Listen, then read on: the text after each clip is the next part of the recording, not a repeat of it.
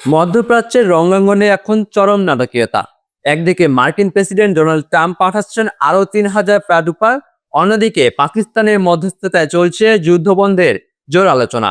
Israel যখন ইরানের 15,000 বোমা ফেলার দাবি করছে, ইরানও তখন পাল্টা আঘাত হানছে ইসরায়েলের বিদ্যুৎ কেন্দ্র ও কুয়েতের জ্বালানি ডিপোতে। গুঞ্জন উঠেছে স্থল অভিযানেরও। যুদ্ধ কি তাহলে থামবে, নাকি আরো ভয়াবহ রূপ নেবে? বিস্তারিত থাকছে আজকের প্রতিবেদনে। আজ ইরান যুক্তরাষ্ট্র ও ইসরায়েল যুদ্ধের 26তম দিন। একদিকে যখন শান্তির পথ খোঁজার চেষ্টা চলছে, ঠিক তখনই ট্রাম্প প্রশাসনের মধ্যপ্রাচ্যে নতুন করে 3,000 মার্কিন প্যারাট্রুপার পাঠানোর সিদ্ধান্ত নিয়েছে। পারস্য উপসাগরের দিকে অগ্রসর হচ্ছে আরো কয়েক হাজার মেরিন সেনা, যা ইরানের সম্ভাব্য স্থল অভিযানের গুঞ্জনকে উস্কে দিয়েছে। বসে নেই কোনো পক্ষই।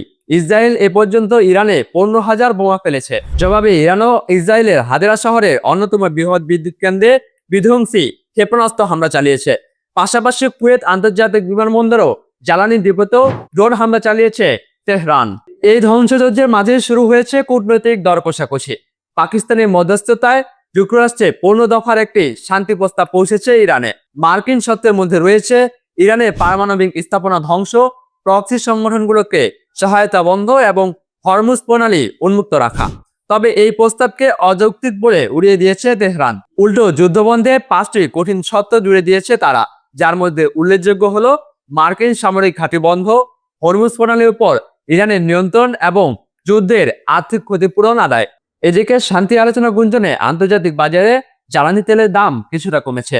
ব্রেন্ট ক্রুড অয়েলের দাম ব্যারেল প্রতি $97 নেমে এসেছে। তবে ইরান কঠোর হুঁশিয়ারি দিয়ে রেখেছে, তারা জানিয়েছে যুক্তরাষ্ট্র বা ইসরায়েল যদি স্থল অভিযান চালানোর দুঃসাহস দেখায়, তবে তারা লোহিত সাগরে কৌশলগত বাবেল মান্দে প্রণালী পুরোপুরি বন্ধ করে দেবে, যার পরিণতি বিশ্ব অর্থনীতির জন্য হতে পারে ভয়াবহ।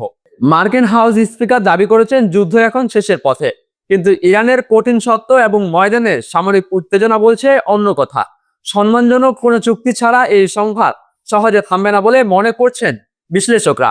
পর্দার আড়ালের এই আলোচনা শেষ পর্যন্ত আলোর মুখ দেখবে কিনা, উত্তরের জন্য অপেক্ষা করতে হবে আরো কিছুদিন। মাহমুদ বিন মারুফ, নিউজ ডেস্ক, ডেইলি সকালবেলা।